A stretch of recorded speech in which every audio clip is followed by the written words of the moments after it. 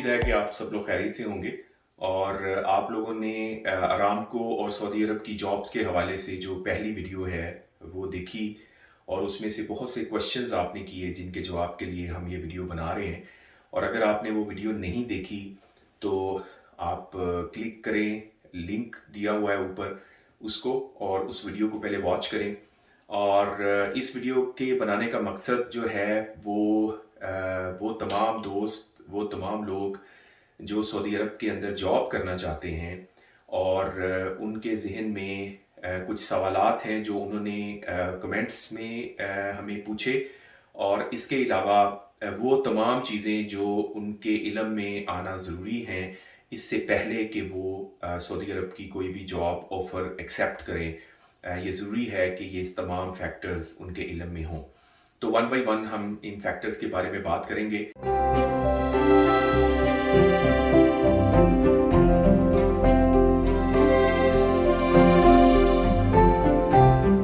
सबसे पहला जो फैक्टर है वो है फैमिली टैक्स।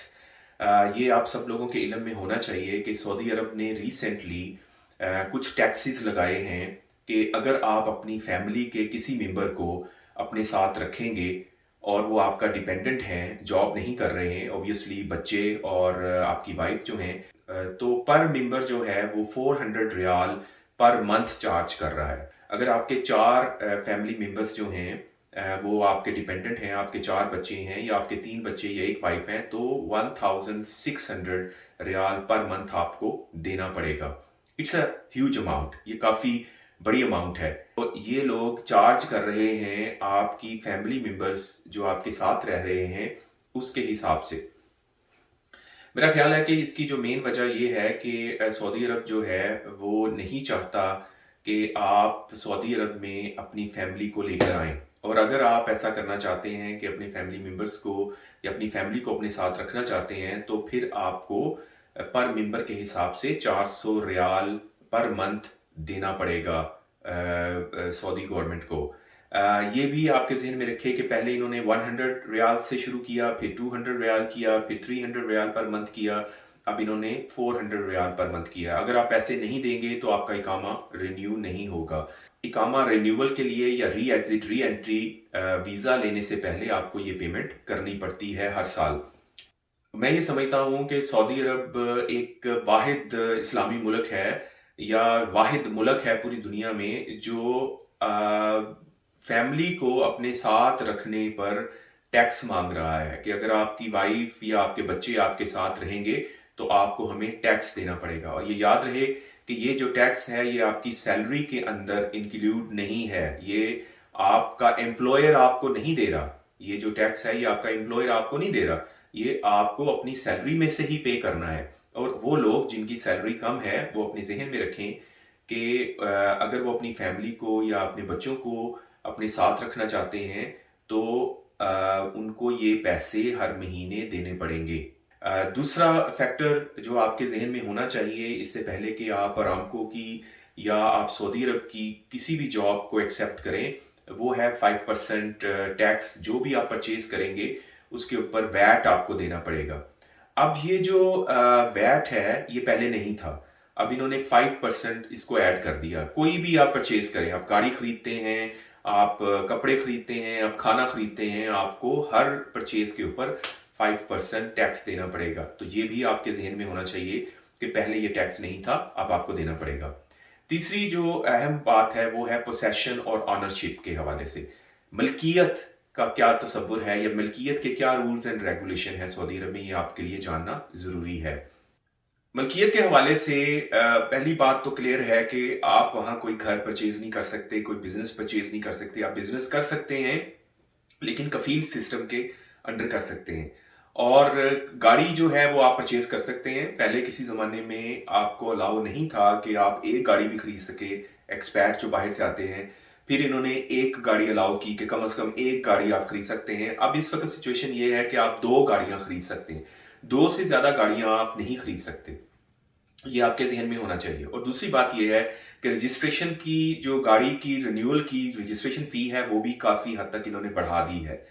और इसके अलावा एक और काम ये करते हैं, चाहे आपकी गाड़ी नई है, चाहे आपकी ब्रांड न्यू गाड़ी है, हर साल आपको इंस्पेक्शन करवानी है और इंस्पेक्शन के भी आपको पैसे देने पड़ते हैं। और अगर आपकी गाड़ी थोड़ी सी पुरानी है तो आपको केयरफुल रहना पड़ेगा, क्योंकि जितने भी इन्होंने इंस्पेक्शन सेंटर खोले हुए हैं वो खाम खाई कोई ना कोई ऐसी चीज उसमें डाल देते हैं जिसकी बेस के ऊपर आपको एक से ज्यादा दफा भी इंस्पेक्शन करवानी पड़ती है। ये भी आपके जहन में होना चाहिए। चौथा फैक्टर जो आपके जहन में होना चाहिए वो घरों का किराया है। जो रेंटल मार्केट है वो बहुत ज्यादा हाई हो चुकी हुई है।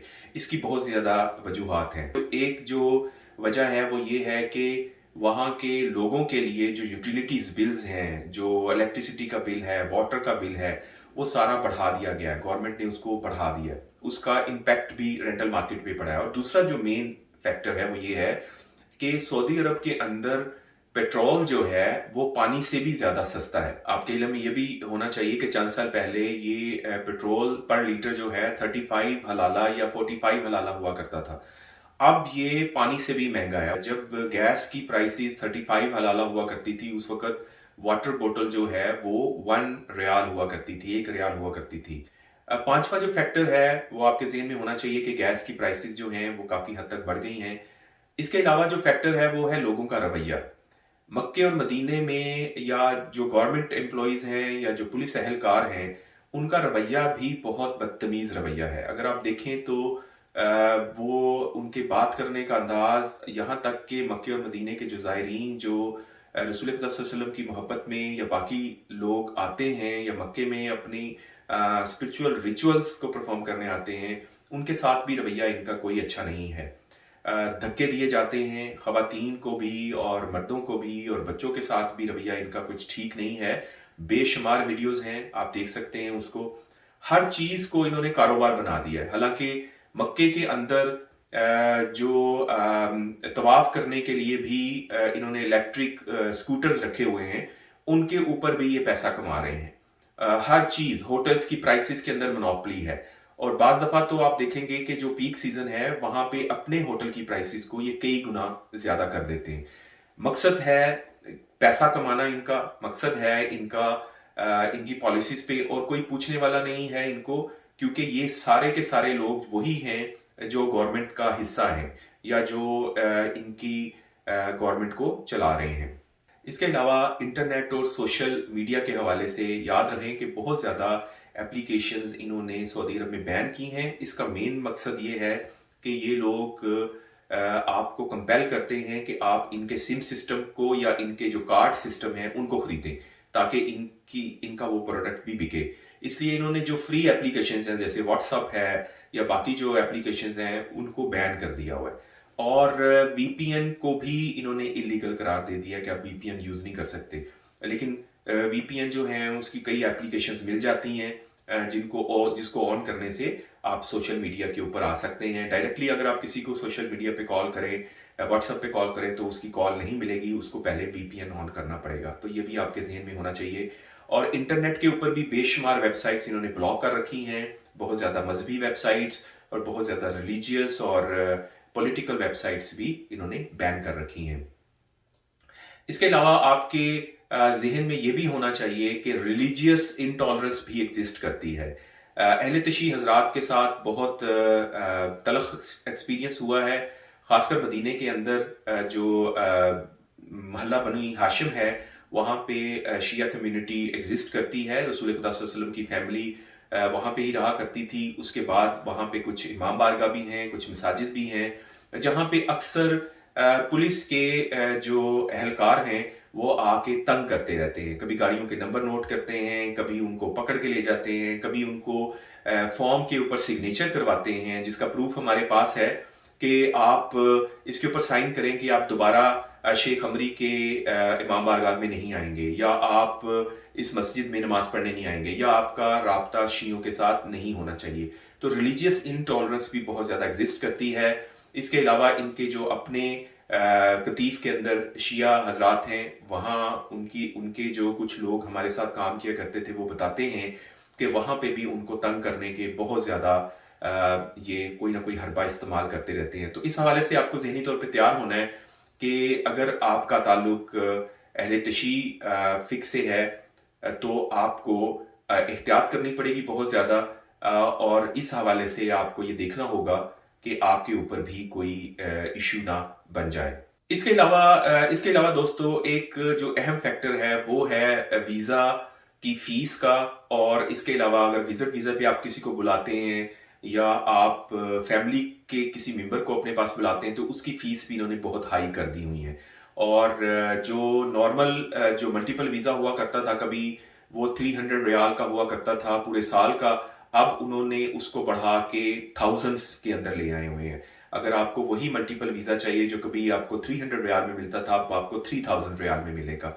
उसकी प्राइसेस आप चेक कर लें, वो जगह-जगह उन्होंने ऑफिसेज़ में लगाई हुई हैं। और इस हवाले से भी आपको ज़हन में रखना चाहिए कि अगर आप री एंट्री वीज़ा लगवा के जाते हैं, तो उसमें क्या होगा। एम्प्लॉई का जो इकामा फ़ी है, वो ये खुद देता है एम्प्लॉयर, लेकिन जो फैमिलीज़ की इकामा फ़ी है या जो फैमिली के रहने के जो पैसे हैं, वो सारे के सारे जिसको हम फैमिली टैक्स कहते हैं, जो दुनिया में कहीं एग्जिस्ट नहीं करता, वो भी आपको खुद ही अपनी पॉकेट से देना पड़ता है। इसके अलावा दोस्तों आपको ये भी जानना ज़रूरी है कि मुख्तलिफ इंडस्ट्रीज़ को खोलने के लिए मुख्तलिफ काम भी इन्होंने किए। इन्होंने बहुत ज़्यादा जो इंडस्ट्रीज़ हैं, वो उन लोगों की जो कई सालों से वहाँ काम कर रहे थे, उनसे छीन ली। जैसे गोल्ड स्मिथ की मार्केट में अब कोई भी आपको इंडियन या पाकिस्तानी या बाकी लोग एक्सपैट नज़र नहीं आएंगे। इन्होंने वो मार्केट उसको दे दी। फिर आहिस्ता-आहिस्ता इन्होंने आईटी मार्केट के अंदर जो लोग काफ़ी देर से बैठे हुए थे, उनको भी उनसे छीन कर तो सऊदी जो लोग हैं उनको दी। ज़ाहिरी बात है कि हर मुल्क अपने मुल्क के लोगों के लिए या उनके बेनिफिट्स के लिए मुख्तलिफ किस्म के सिस्टम डेवलप करता है, और ये सिस्टम सऊदी अरब ने डेवलप किए अपने मुल्क की प्रोग्रेस के लिए। इनका जो हर साल विजन बनता है या विजन चेंज करते हैं, जैसे 2020 है, 2030 है, उस विजन के अंदर ये लोग सऊदीजाइजेशन को प्रमोट करना चाहते हैं। ये चाहते हैं कि इनके अपने लोग कैपेबल हों, कॉम्पिटेंट हों और वो अपनी जॉब को संभालें, विच मेक सेंस। तो इस तरह से ये सब कुछ वहाँ पे चल रहा है। एजुकेशन के हवाले से याद रहे कि एजुकेशन में जो वहाँ के स्कूल्स हैं, पब्लिक स्कूल्स हैं या वो जो यूनिवर्सिटीज़ हैं, वो बिल्कुल ही इस काबिल नहीं हैं कि वहाँ पे अपनी बच्चों को भेजा जाए। प्राइवेट स्कूल हैं, बहुत एक्सपेंसिव हैं, वहाँ आप भेज सकते हैं।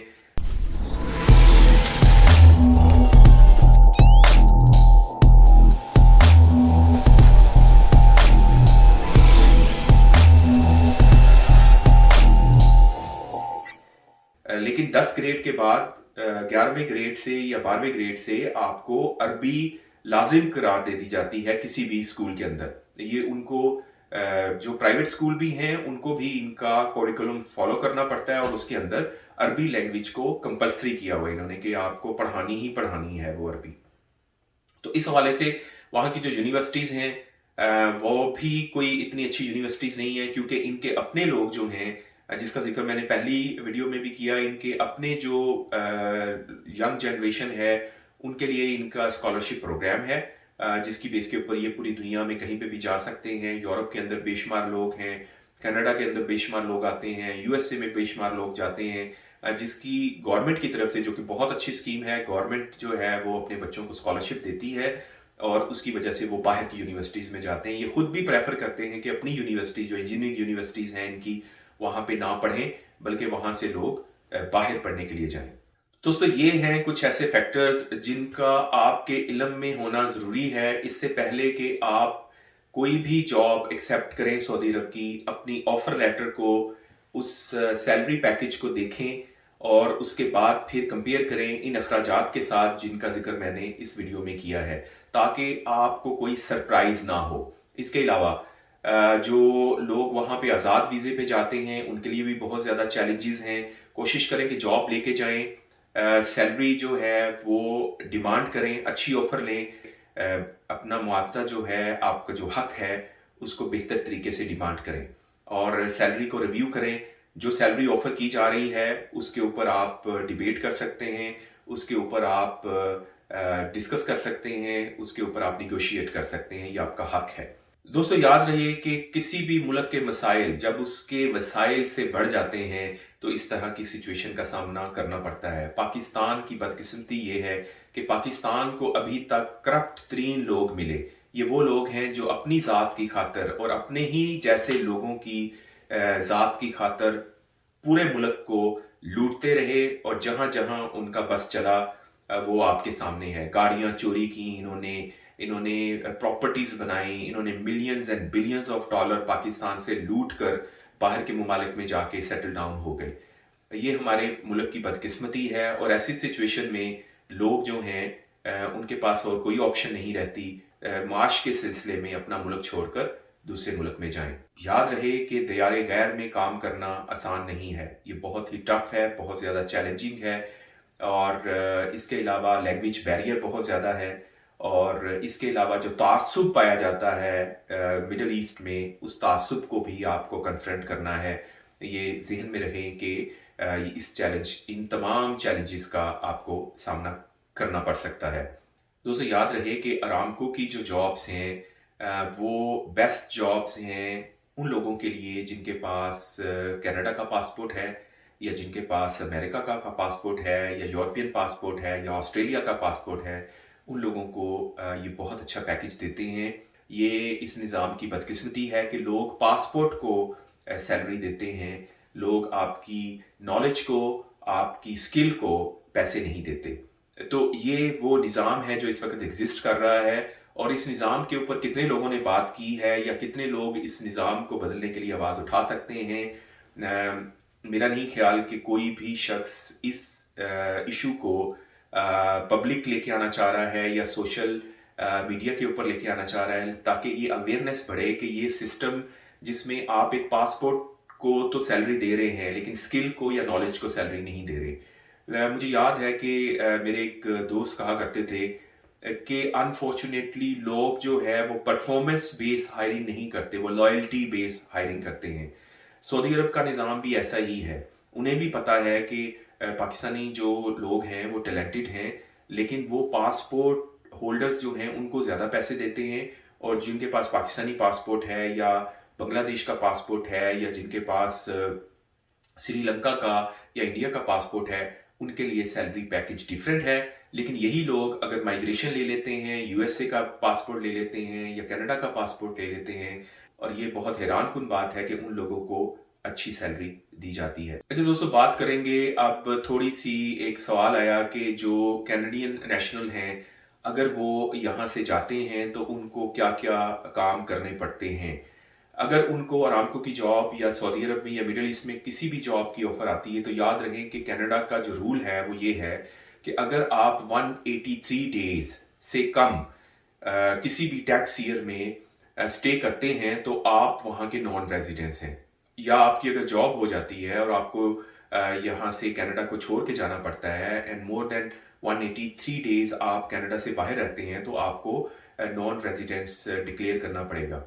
अदरवाइज आपको फिर कनाडा से बाहर की भी इनकम और कनाडा के अंदर की भी इनकम को डिक्लेयर करना पड़ेगा। लेकिन अगर आप नॉन रेजिडेंस क्लेम कर देते हैं या आप नॉन रेजिडेंस फाइल कर देते हैं जिसको NR-73 और सम फॉर्म है, आप चेक कर लीजिएगा कनाडा रेवेन्यू की वेबसाइट पे, वहां पे उस फॉर्म को फिल करना जरूरी है। उस सूरत में सिर्फ आपको कनाडा का जो इनकम सोर्स है उसी के ऊपर ही टैक्स देना पड़ेगा। यानी कि अगर आपको कोई घर है जो आपने किराए पे दिया हुआ है या आपने कहीं इन्वेस्टमेंट किया हुआ है तो सिर्फ उसी की ही इनकम के ऊपर आपको टैक्स देना पड़ेगा। ऑब्वियसली उसकी टैक्स ब्रैकेट जो है वो डिफरेंट है। 25% आपको हर महीने ग्रॉस इनकम के ऊपर टैक्स देना पड़ता है। अगर आप नॉन रेजिडेंट हैं तो फिर आपको कनाडा से बाहर की जो इनकम है वो डिक्लेयर करने की जरूरत नहीं है क्योंकि आप नॉन रेजिडेंट हैं। लेकिन उसके साथ साथ आप कनाडा की कुछ फैसिलिटीज को एंजॉय कर रहे हैं, वो सेक्रीफाइस करनी पड़ती है। जैसे कि आपको मेडिकल सिस्टम छोड़ना पड़ता है, आपको अपना लाइसेंस सरेंडर करना पड़ता है, आप एक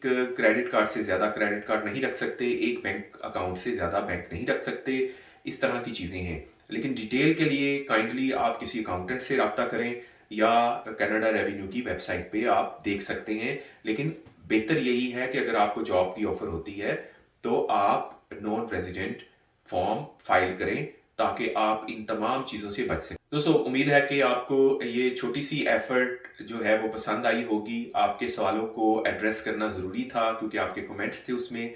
आपने पहली वीडियो को बहुत लाइक किया, बहुत शुक्रिया। बहुत से लोगों ने यूएसए से, कनाडा से और पाकिस्तान से रब्ता किया। उनके जहन में अरामको की जॉब्स के हवाले से जो क्वेश्चन थे मैंने कोशिश की कि उनको एड्रेस करूं और बहुत अच्छी बात है कि बहुत से दोस्तों को अरामको की जॉब की भी ऑफ़र आई है। अल्लाह का शुक्र है, अल्हम्दुलिल्लाह, ये बहुत अच्छी जॉब है। अगर आप करना चाहते हैं तो इसमें ढेर सारी सेविंग्स हैं। और आप पहली वीडियो जो है उसका लिंक जो है वो मैंने वीडियो के शुरू में दिया है, उसको ज़रूर देखिएगा। उसके अंदर बहुत सी चीज़ें हैं, वहाँ के वर्किंग एनवायरनमेंट के हवाले से, हाउसिंग के हवाले से, फैसिलिटीज़ के हवाले से मैंने काफ़ी चीज़ें डिटेल से डिस्कस की हैं। आपका कोई भी कमेंट है किसी भी हवाले से, जो आपके ज़हन में क्वेश्चन आता है, आप कमेंट में इनबॉक्स में ज़रूर लिखें, ताकि हम अगर देखें कि अगर उसको हमने एड्रेस नहीं किया तो उसके ऊपर एक अलग से एक वीडियो बना सकते हैं। अपना ख्याल रखिएगा। बहुत शुक्रिया। अस्सलाम वालेकुम।